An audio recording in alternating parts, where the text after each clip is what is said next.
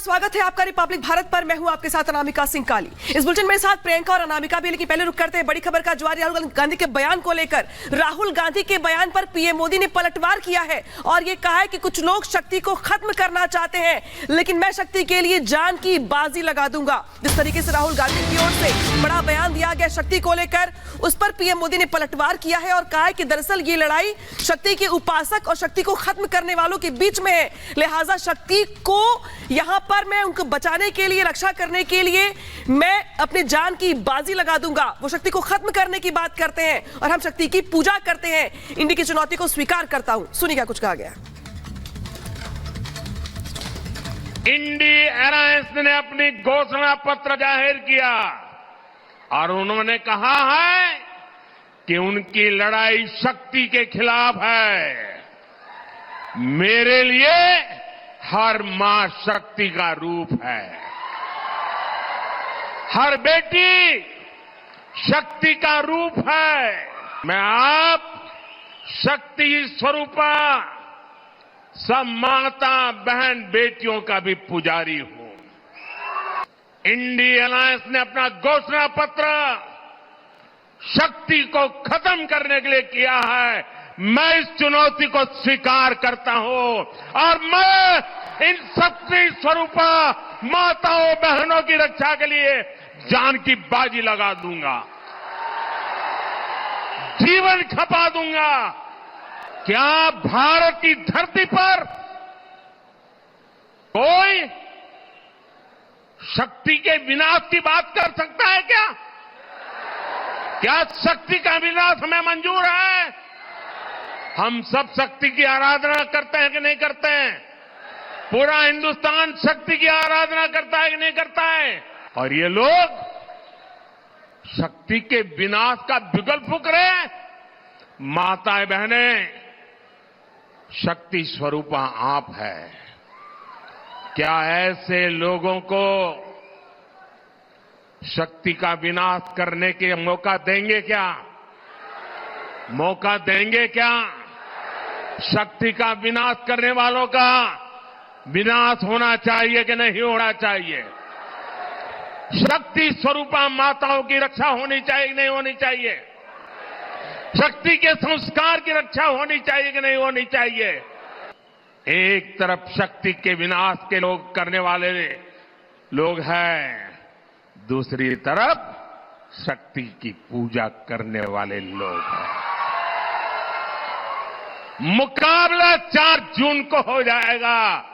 कौन शक्ति का विनाश कर सकता है और कौन शक्ति के आशीर्वाद प्राप्त कर सकता है, इसका मुकाबला 4 जून को हो जाएगा।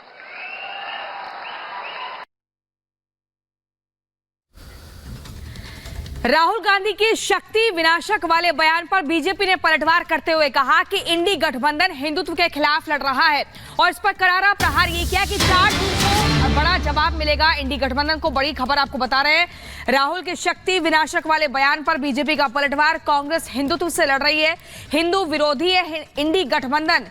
और इसी पर नरेंद्र मोदी ने भी पलटवार किया, एक रैली को संबोधित करते हुए। 4 जून को जनता जवाब देगी कि शक्ति का आशीर्वाद कैसा है। हिंदू धर्म में शक्ति शब्द होता है।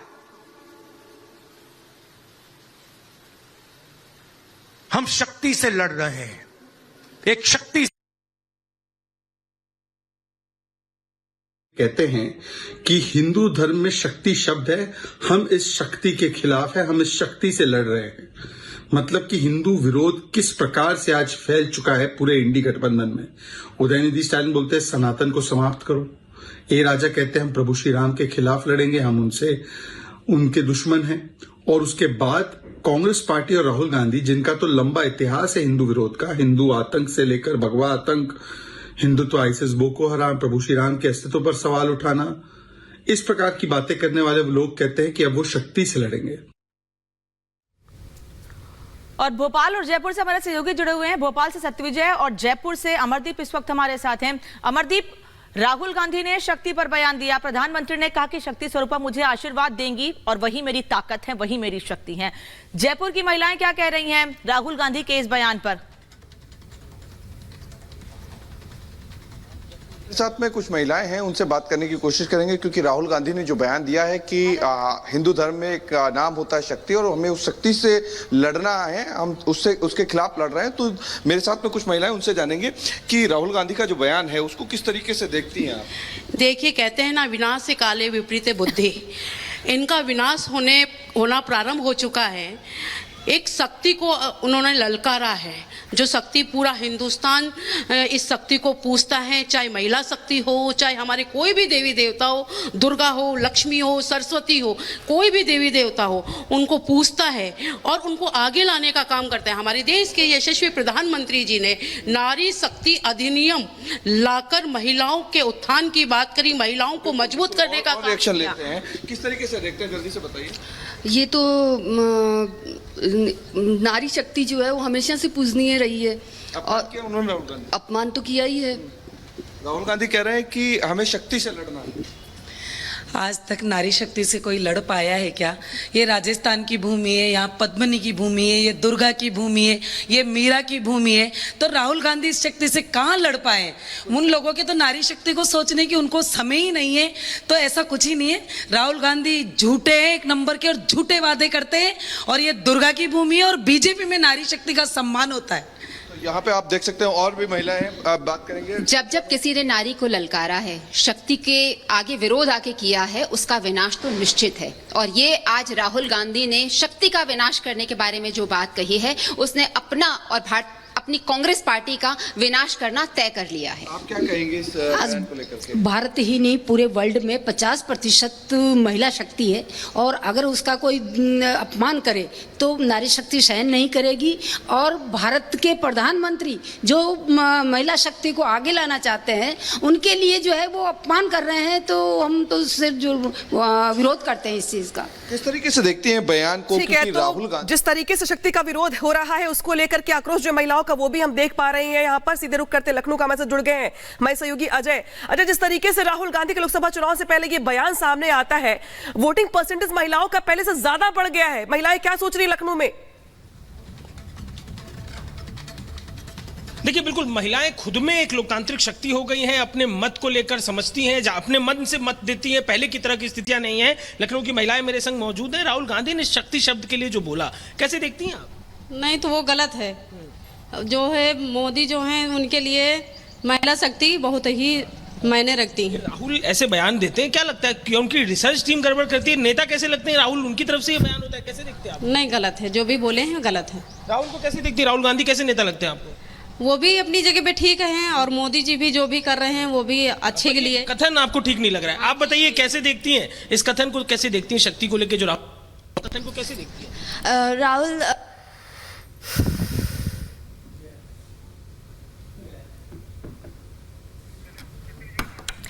और अब सीधा भोपाल चलते हैं। सत्य विजय हमारे संवाददाता लगातार जुड़े हुए हैं। सत्य विजय, अब ये पूरे अगर लोकसभा चुनाव की लड़ाई हम देखें तो वो एकदम शक्ति उपासक, शक्ति आशीर्वाद वर्सेस एकदम शक्ति विनाशक के तौर पर देखी जा रही है। भोपाल की महिलाएं क्या कर रही हैं? आधी आबादी क्या तैयार है अब 4 जून को अपनी असल शक्ति दिखाने के लिए? जी हाँ, बिल्कुल। देखिए, जिस तरह से राहुल गांधी ने नारी शक्ति का अपमान किया है, इसके विरोध में मध्य प्रदेश में भी महिलाएं जो है खुलकर सामने आई है। नारी शक्ति हमारे साथ है, हम बात करते हैं। नेहा जी, आपने राहुल गांधी का स्टेटमेंट सुना, पीएम मोदी का पलटवार भी सुना, क्या कहेंगे जिस तरह का बयान राहुल गांधी ने दिया है? राहुल गांधी जो है वो सनातन विरोधी हैं, हिंदू विरोधी हैं। और जिस आदिशक्ति को सब सनातनी प्रणाम करते हैं, उनकी शरण में चलते हैं, राहुल गांधी का ये पहला अवसर नहीं है। पूर्व में भी जब यात्रा शुरू की थी, आपको याद होगा कि जॉर्ज पुनैया ने जो बयान दिया था भारत माता को लेकर, राहुल गांधी अपना सिर हिला रहे थे, सहमति भर रहे थे। ये वही पार्टी के पूर्व अध्यक्ष हैं, लला हैं उस पार्टी के, जो पार्टी हिंदुओं को टेररिस्ट कहती है, सैफरन टेररिज्म गढ़ने का काम करती है, जो ISIS बोको हरम से तुलना करते हैं, जो राहुल गांधी कहते हैं कि मंदिरों में लड़कियों को छेड़ने के लिए जाया जाता है। और कांग्रेस का कल्चर हम कहां भूले हैं? महिलाओं को टंच माल कहना, महिलाओं को तंदूर में भून देना, महिलाओं को आइटम कहकर संबोधित करना, ये उनकी परंपरा है। पर आदरणीय मोदी जी ने बताया था कि देश में केवल 4 ही जातियां हैं, महिला, युवा, किसान और गरीब। नरेंद्र मोदी जी ने विमेन लेड गवर्नमेंट चलाई है। वो नारी शक्ति के सशक्तिकरण में साथ में है, आर्थिक सशक्तिकरण के साथ में है, नारी के सामाजिक सशक्तिकरण के साथ में है, राजनीतिक सशक्तिकरण के साथ में है। और शायद राहुल गांधी इसी से घबरा गए हैं। आप बताइए, नारी शक्ति का जो अपमान किया राहुल गांधी ने, पीएम मोदी ने बोला भी है कि वो नारी शक्ति की पूजा करते हैं और 4 जून को नारी शक्ति ही जवाब देगी कांग्रेस को।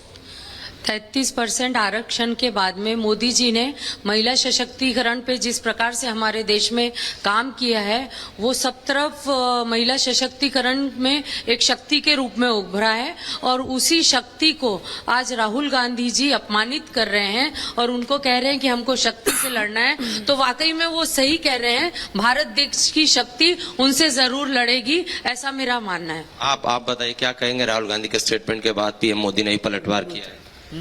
राहुल गांधी के बयान हमेशा ही ऐसे उत्तमवादी मचाने के होते हैं। जब देखो, जब नारी का ये सत्य विजय, अब अलग अलग जगहों से महिलाओं में भी आक्रोश देखने को मिल रहा है राहुल गांधी के इस बयान पर। महिलाएं कह रही हैं कि पहली बार नहीं है जब राहुल गांधी या कांग्रेस के नेताओं ने महिलाओं का अपमान किया हो। इसके पहले भी गलत शब्दों का इस्तेमाल महिलाओं के लिए करते रहे हैं और इसका खामियाजा राहुल गांधी, उनकी पार्टी को भुगतना पड़ा है। बढ़ते हैं आगे। राहुल गांधी के बयान पर एक तरफ नाराजगी बढ़ती जा रही है, वहीं प्रधानमंत्री नरेंद्र मोदी लगातार ये कह रहे हैं कि इस बार 400 पार पर फोकस है और इसीलिए पीएम पिछले 4 दिनों से साउथ के दौरे पर हैं, जहां पार्टी को, गठबंधन को और मजबूत करने की कोशिश लगातार की जा रही है। लेकिन सवाल यह है कि आखिर प्रधानमंत्री किस लक्ष्य के साथ और आगे बढ़ रहे हैं और कैसे 400 पार का नारा प्रधानमंत्री ने दिया है अलग अलग जगहों से, इस रिपोर्ट में समझते हैं।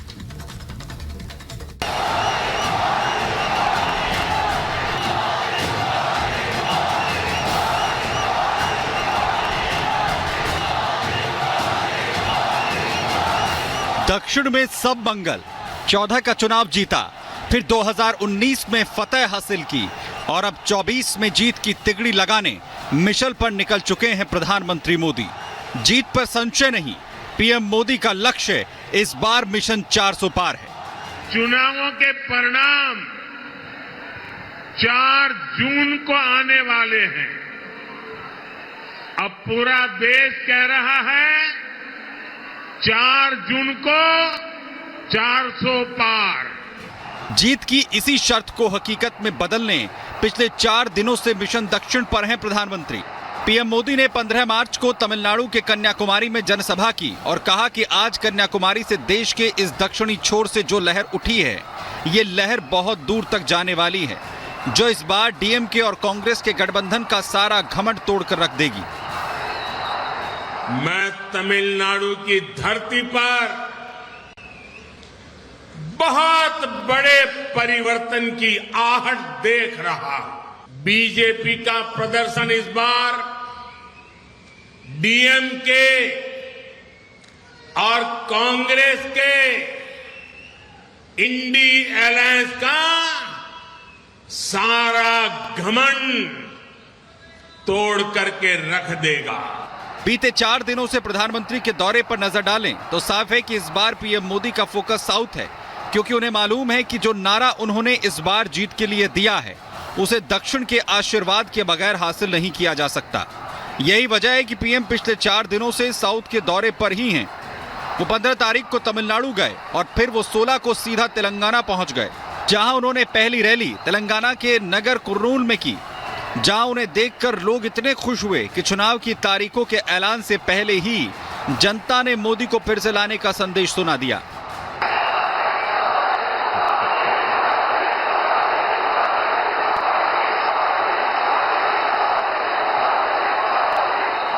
पीएम तेलंगाना में जनता का जोश देखकर आश्वस्त हुए और फिर वो यहां से कर्नाटक चले गए। अगले रोज यानी कि 17 तारीख को प्रधानमंत्री आंध्र प्रदेश आए। यहां पीएम की सभा में जनता का जोश देखने लायक था। लोग पीएम की एक झलक पाने के लिए पोल पर चढ़ गए। ये देखकर पीएम ने लोगों से पोल से नीचे उतरने का आग्रह भी किया। इस दौरान पीएम मोदी और जनता के बीच का आपसी भावनात्मक जुड़ाव देखने लायक था। इसके बाद पीएम ने कहा, चुनावों के परिणाम 4 जून को आने वाले हैं। अब पूरा देश कह रहा है 4 जून को 400 पार। आज भी पीएम मोदी दक्षिण के 3 राज्यों के दौरे पर हैं। वह तेलंगाना के बाद कर्नाटक में रैली करेंगे और फिर तमिलनाडु में रोड शो करेंगे। बड़ी खबर बेंगलुरु से, जहां पे बेंगलुरु में हिंदू शख्स की पिटाई के मामले में बीजेपी ने कांग्रेस सरकार को घेरा है। भजन बजाने पर की गई पिटाई, ये बीजेपी का आरोप है। हालांकि पूरे मामले में पुलिस ने अपनी कार्रवाई करते हुए केस दर्ज किया है और इस पूरे मामले में 3 लोगों को गिरफ्तार भी कर लिया गया है। तो बीजेपी का दरअसल ये आरोप है कि यहां पर भजन बजाने पर पिटाई की गई। तस्वीरें टीवी स्क्रीन पर है आपके, जहां पर एक हिंदू शख्स की पिटाई को लेकर के बवाल मचा हुआ है। एक हिंदू शख्स की पिटाई को लेकर के आरोप है। हालांकि बीजेपी ने कहा है कि दरअसल ये पिटाई सिर्फ भजन बजाने की वजह से की गई। देखिए तस्वीरों में किस तरीके से कुछ लोग आते हैं और एक शख्स जो जिसपे कुछ लोग हमला कर देते हैं, कई बार उस पर हमला करते हैं, मारते पीटते हैं। और अब इस पिटाई के मामले को लेकर के पुलिस ने यहां पे केस दर्ज कर लिया है और इस पूरे मामले में 3 लोगों को गिरफ्तार कर लिया गया है। और इसी खबर पर नागेंद्र हमारे साथ जुड़ गए हैं बेंगलुरु से। नागेंद्र,